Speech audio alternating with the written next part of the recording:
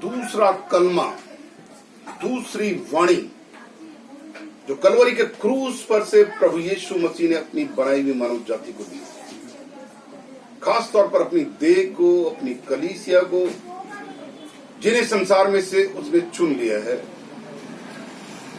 जो उसके बेटे और बेटियां कहलाते हैं, जो उसके दास दासियां कहलाते हैं। दूसरा कलमा जो प्रभु यीशु मसीह ने क्रूस पर से दिया है, वो अगर हम देखते हैं तो हमें मिलता है लूका की इंजील उसका 23वां अध्याय और उसकी 42वीं आयत में, जहां पर इस प्रकार लिखा है, तब उसने कहा, हे यीशु, जब तो अपने राज्य में आए तो मेरी सुधि लेना। उसने उससे कहा, मैं तुझसे सच सच कहता हूं कि आज ही तू मेरे साथ स्वर्गलोक में होगा। वो परमेश्वर जो ब्रह्मांडों का स्वामी है, समस्त सृष्टियों को बनाओ स्वामी है, मानव को जब बचाने के लिए इस पृथ्वी पर आया, परमेश्वर का वचन बताता है उसके उस प्रेम के बारे में जो बनाई हुई मानव जाति से वो करता था। जैसे यूहन्ना 3:16 में लिखा है, उसने जगत से ऐसा प्रेम किया कि अपने एक लौते पुत्र को दे दिया, ताकि जो कोई भी उसके पास में आए वो नाश ना हो वरन अनंत जीवन प्राप्त करे। हम यहाँ पर परमेश्वर के वचन के मुताबिक देखते हैं कि जब प्रभु यीशु मसीह को क्रूस पर चढ़ाया गया, उसके दोनों तरफ दो डाकुओं को क्रूस पर चढ़ाया गया था, और वो दोनों के दोनों डाकू जो थे, जब उसको क्रूस पर चढ़ाया हुआ देख रहे थे, वो देखते थे, वो जानते थे, क्योंकि उनके सामने उन्होंने देखा था कि प्रभु यीशु मसीह ने किस तरह से बदरूहों को निकाला है, अंधों को आंखें दी हैं, बहरों को कान दिए, गूंगों को जबान दी है, पापियों को क्षमा की है। सब कुछ देखा था उन्होंने, उनकी आंखों के सामने सब कुछ देखा गया था। वो जानते थे कि ये जो है ये परमेश्वर का पुत्र है, ये परमेश्वर ने इसको भेजा, परमेश्वर का दास है, वो जानते थे। लेकिन अपने मन के कारण, अपने मन की कठोरता के कारण, उनमें से एक डाकू जो था वो क्रूस पर एक सजा को जब भोग रहा था, वो अपने मन को नहीं खोलने पाया, वो अंतिम समय तक कठोर बना रहा। आज भी वही बात है, आज भी लोग अपने मनों को खोल नहीं पाते हैं।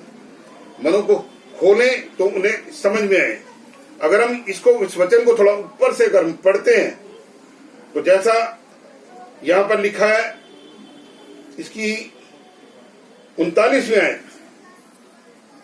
जो कुकर्मी वहां लटकाए गए थे, उनमें से एक ने उसकी निंदा करके कहा, क्या तुम मसीह नहीं है? तो फिर अपने आप को और हमें बचा। पर दूसरे ने उसे डांटा, उसे डांट कर कहा, क्या तू परमेश्वर से भी नहीं डरता? तू भी तो वही दंड पा रहा है, और हम तो न्याय अनुसार दंड पा रहे हैं, क्योंकि हम अपने कामों का ठीक फल पा रहे हैं। पर इसने यीशु की तरफ इशारा करके उसने कहा, पर इसने कोई अनुचित काम नहीं किया। तब उसने कहा, यीशु, हे यीशु, जब तू अपने राज्य में आए तो मेरी सुधि लेना। और मैं जानता हूं, मैं परमेश्वर का धन्यवाद करता हूं उस परमेश्वर के लिए, उस परमपिता परमात्मा के लिए, उस मसीहा के लिए, जिसने क्रूस पर से उसी समय उसको कहा, मैं तुझसे सच सच कहता हूं, आज ही तू मेरे साथ स्वर्गलोक में होगा। ये दूसरी वाणी थी जो प्रभु यीशु मसीह ने क्रूस पर से कही। और हम देखते हैं कि इस वाणी के अंदर में उसकी इच्छा क्या थी। दोनों ही डाकू थे, दोनों ने ही पाप किया था, दोनों ही गलती की थी, लेकिन एक व्यक्ति अपने पापों को मान रहा था और दूसरा व्यक्ति था, उसने अपने मन को कठोर कर रखा था, वो अपने पापों को नहीं मान रहा था। इसीलिए क्या था, यदि तू मसीह है, समझ रहे, आज हमारी भी ये कंडीशन है, हमारे अंदर भी कंडीशन है, हम अपने पापों को मानते नहीं, उन्हें छोड़ना नहीं चाहते। हम चाहते हैं कि प्रभु हमारे जीवन में रोज चमत्कार करे, हमारी सारी इच्छाओं को पूरा करे, जो कुछ हम चाहते हैं हमारा परमेश्वर हमारे लिए करे, लेकिन हम कभी भी परमेश्वर की इच्छा को पूरा नहीं करेंगे। और यहां पर हम देखते हैं कि परमेश्वर की इच्छा को एक डाकू ने पूरा किया। उसने पहली चीज अपने पापों को माना अपने पापों को माना और कहा हमने तो पाप किया है और हम अपने पापों की सजा पा रहे हैं, हमने जो कुछ गलतियां की हैं उसकी सजा में मिल रही है। लेकिन उसने उसको डांटा, उसको बोला कि ये व्यक्ति जिसने कोई पाप नहीं किया है, ये भी देख, ये भी हमारे लिए इस सजा को भुगत रहा है। मैं जानता हूं, निश्चय जानता हूं, मैं समझ सकता हूं कि परमेश्वर ने अपना मन उस समय पर उसको दिया होगा और तभी वो इस बात को समझ भी पाया और उस बात को जान भी पाया। और उसने कहा, हे प्रभु यीशु, जब तू अपने राज्य में है तो मेरी सुधि लेना। वो पहचान पाया, उसकी नबी रूपी आंखें खुल गई होंगी, उसके दर्शी रूपी सिरों पर से पर्दा हट गया होगा, वो ये बात समझ पाया होगा कि हम सब पाप से पैदा हुए, पाप की प्रभुता हमारे ऊपर में है, हम पापी व्यक्ति हैं। समझ रहे हैं? क्योंकि जब रोमियो की पत्री पढ़ते हैं वहां पर लिखा है सबने पाप किया और सब परमेश्वर की महिमा से रहित हैं। पाप हमारे आदि पिता ने किया था, आदम ने किया था, जो उसकी हेरेडिटी हमारे अंदर में, उसकी अनुवांशिकता हमारे अंदर में। हम चाहे जितना मर्जी बाइबल पढ़ ले, जितना मर्जी वचन दे ले, जितना मर्जी, लेकिन कभी भी हमारे धर्म के कामों के द्वारा हम धर्मी नहीं ठहरे जा सकते।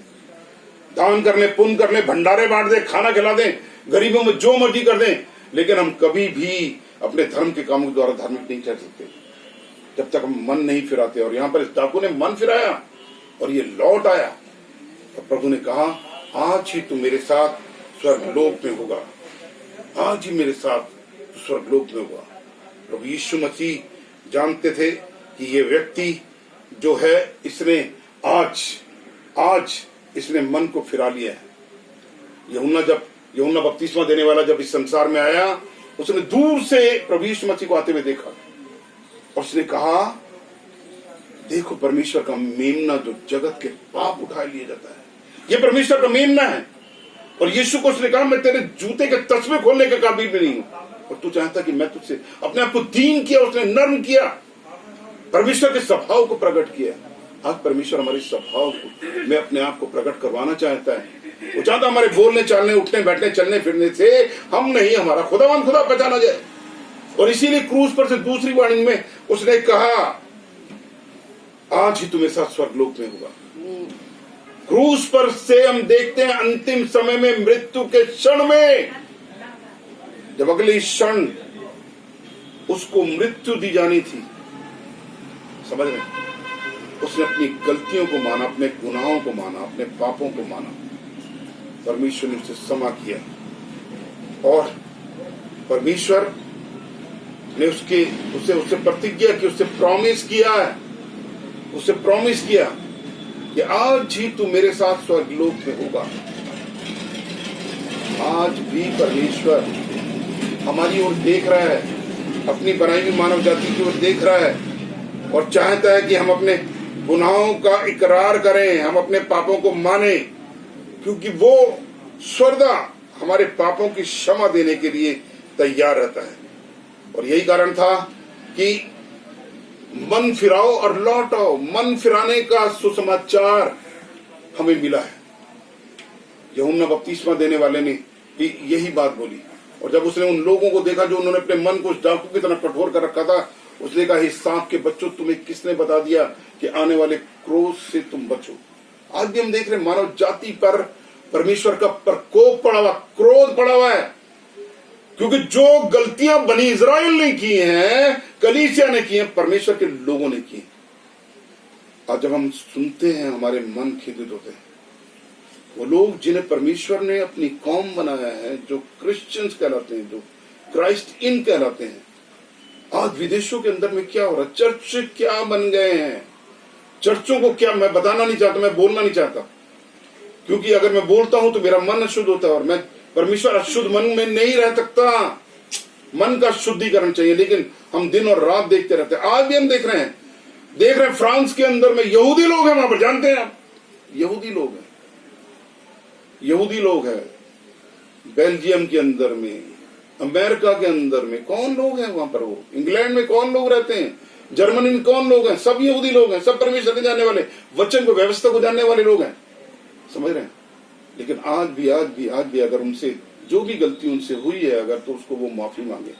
आज समय है मन फिराने का, क्योंकि वचन अगर हम पढ़ते हैं, जब मन फिराया, जब दानियल ने भी देखा कि उसके लोगों के साथ में क्या हो रहा है, जब हम देखते हैं एस्तर में देखा उसके लोगों के साथ में क्या हो रहा है। वचन अगर हम पढ़ते हैं, नहीं मैंने देखा कि ये हो कि शहरपनाह गिराई गई है।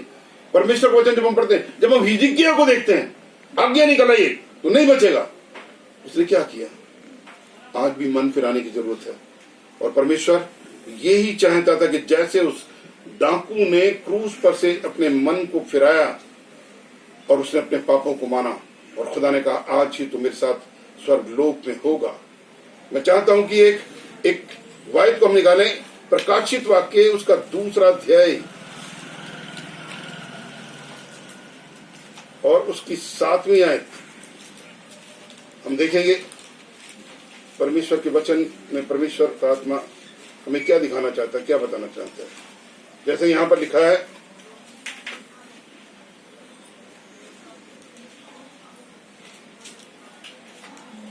जिसके कान हो वह सुन ले कि आत्मा कलीसियाओं से क्या कहता है। जो जय पाए, किस पर जय पानी है? संसार पर, संसारिकता पर, किस पर जय प्राप्त करनी? जो जय पाए मेरे अजीजों, जय पानी अपने मन पर, क्योंकि हमारा मन ही है जिसमें असाध्य रोग लगा, जो गलतियां, गुनाह, पाप, अपराध कराकर हमारे जीवन में श्राप ले आता। सेल्फ कंपोज कर्स, अपने आप पर श्राप ले आना। हम खुद हमारे बोलने के द्वारा, हमारे देखने के द्वारा, हमारे सुनने के द्वारा, हमारी सोच के द्वारा, हमारे विचारों के द्वारा, हमारे भावनाओं के द्वारा श्रापित हो जाते हैं। और जब एक श्राप हमारे जीवन में होता है, हम अपवित्र होते हैं, हमारा मन अपवित्र होता है, और अपवित्र मन में वो परमेश्वर वास नहीं कर सकता, वो पवित्र परमेश्वर है। और यही कारण था कि यशायाह को जब दर्शन परमेश्वर ने दिया और उस दर्शन को उसने देखा, वहां पर उसने देखा परमेश्वर के सिंहासन को, उन करूबों को देखा, उन शराबों को देखा जो कह रहे थे पवित्र पवित्र पवित्र, सेनाओं का यहोवा पवित्र है। वो पवित्र परमेश्वर है, पवित्रता में वास करता है। और उसके लोग कहने पाए कि हम तो सब के सब अशुद्ध होठ वाले व्यक्ति हैं, और अशुद्ध होठों वाले व्यक्तियों के बीच में रहते हैं। हमने परम प्रधान परमेश्वर को देख लिया, हम देख भी नहीं सकते उसको अपनी अशुद्धता के कारण।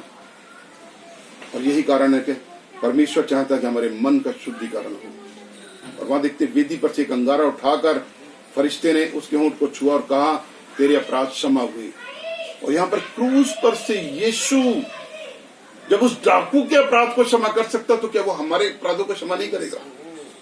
अपनी बनाई हुई मानव जाति को वो नहीं बचाएगा? वचन पढ़ते हैं हम, यशायाह के अंदर में पढ़ते हैं, उसने लिखा तुम्हारे पाप चाहे लाल रंग के और धानी रंग के हो, मैं उनको हिम के समान सफेद कर दूंगा। वचन बताता है यहोवा का हाथ ऐसा छोटा नहीं हो गया कि उतार ना कर सके। हमारे अधर्म के कामों के द्वारा परमेश्वर ने अपना मुंह हमसे छुपा लिया है, वो हमारी देखना भी नहीं चाहता। अगर हम अपने अपराधों को मान लेते हैं, अपने अधर्मों को मान लेते हैं और छोड़ देते हैं, तो उसका लहू हमें हमारे तमाम पापों से शुद्ध होने के लिए विश्वास योग्य और धर्मी है। ये यूहन्ना अपनी पत्री के अंदर में कहता है। आज हमें यीशु का लहू चाहिए। जिन घरों पर मेमने का लहू लगा होगा, इस कोरोना नाम की बीमारी से आज वो लोग बच पाएंगे। हमें लहू चाहिए, लहू, और लहू भी क्रूस पर बहाया हुआ लहू, एक निष्कलंक निर्दोष मेमने का लहू। वेदों को अगर हम पढ़ते हैं, शास्त्रों को पढ़ते हैं, तो वहां पर लिखा है कि यज्ञ पशु चाहिए था, एक ऐसा बलि का मेमना चाहिए था जिसने कभी कोई पाप ना किया। वो सिवाय परमपिता परमात्मा के कोई सृष्टि नहीं। क्योंकि जब प्रकाशित पढ़ते हैं, जब मोहरे खोलने का समय आया, वो सारे के सारे प्राचीन और सब के सब उसके आगे गिर पड़े, क्योंकि कोई भी योग्य नहीं था जो उन मोहरों को खोल सके। केवल और केवल एक ही है जो ऊंचे पर चढ़ाया गया, जो बंधुआई को बांध कर ले गया, जिसने कुल मानव जाति के गुनाह पाप अपराध का फिदिया अदा किया है।